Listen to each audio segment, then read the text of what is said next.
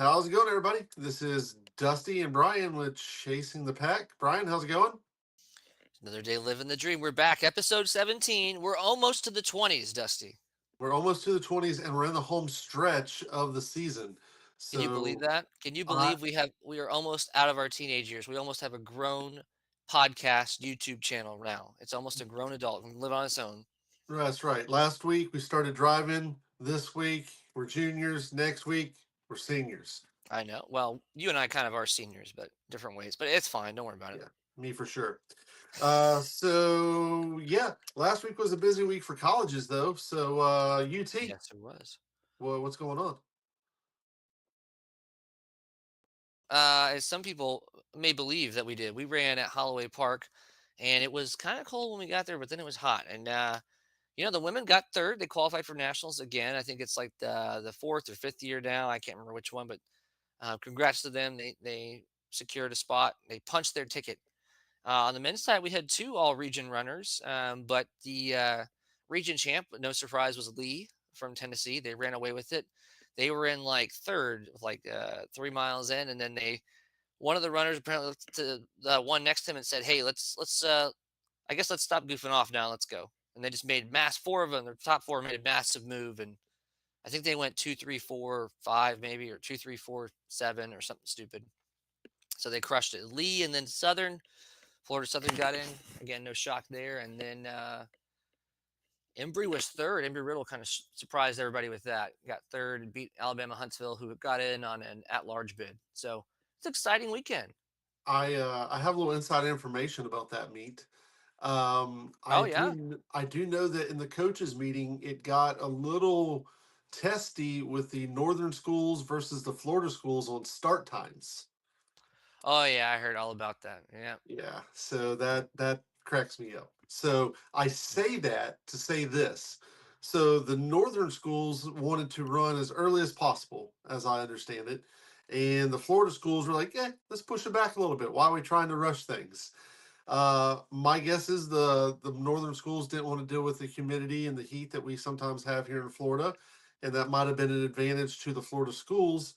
But then I looked at the JUCO race this weekend Oh with all the boy. junior colleges, and it cracked me Oh up boy. because all the Florida teams, even probably Georgia teams that went up there, um, it was snowing. And when I mean snowing, like it was snowing Blizzard. It was a blizzard. as they were running. And I see all these pictures from Nancy's photography, who used to be down here. She moved up north this year, but I enjoy looking at her photos. And oh my gosh, probably was miserable and the best experience of their life at the same time.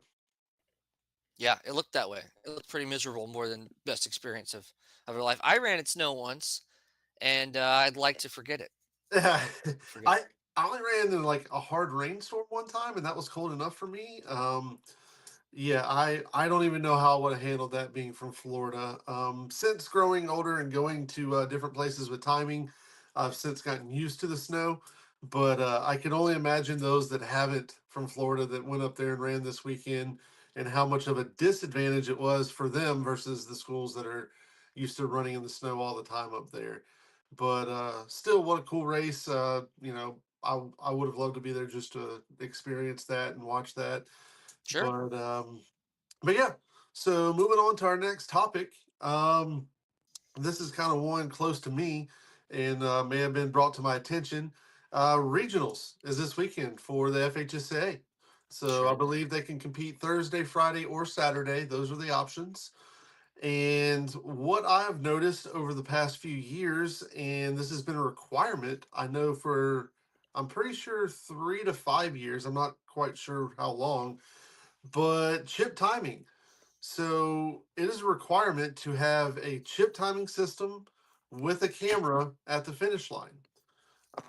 It doesn't state that they have to sync like most of them do, but I've seen some schools that host the regions. They hire a timing company and they either provide chips and no camera as a backup, or they have a camera and no chips as a backup. And there's a requirement to have both. Um, Usually it's the road race company that has just the chips, but There's also some companies out there that they have chips and they just don't use them. They use just a camera, and I'm not sure how they're getting away with that. I'm not sure what the punishment is for it, but yeah, I mean, I don't understand it. Like, I mean, I'm sure it's cost cutting for some, but I mean, it's in it's in the black and white in the rule book. So I'm not quite sure about that one. But if you're hosting a meet, make sure your timer is using both chip timing and the camera. It is a requirement. If you are at an event, that might be a question to ask. So yeah, Question for you about that. okay, yeah, You think that they would prefer Doritos or Lay's chips timing? probably Doritos, more flavors. I don't know. I like Lay's better. I feel like Lay's would actually the chips would work if they were Doritos. I don't know. I feel like they'd be you'd have to go to the back up to the cameras. I feel like if Doritos It is was your funny thing. that we call them chips because they're. I mean, I guess it is a microchip. I guess that's why we. I don't even know why we call them chips. To be honest with you, I know. um, We should call them squares. Call squares. them Well, squares. now they're all different because now you got the little flappy things on the sides and you got the little foam pieces on the back. I mean, I don't know. Maybe that should be in the comment section. We should have people tell us what they should be called. Maybe we should have a poll. That'd be interesting. That would be interesting.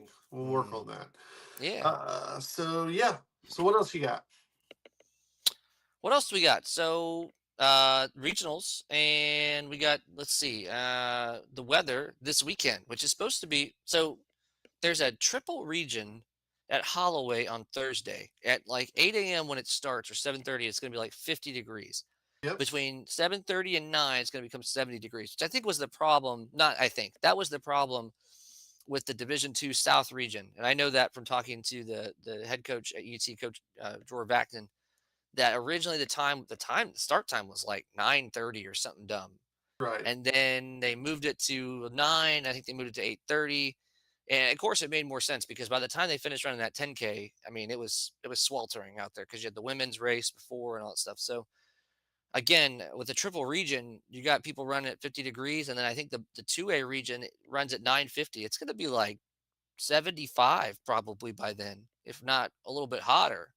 So Yeah. that'll be interesting.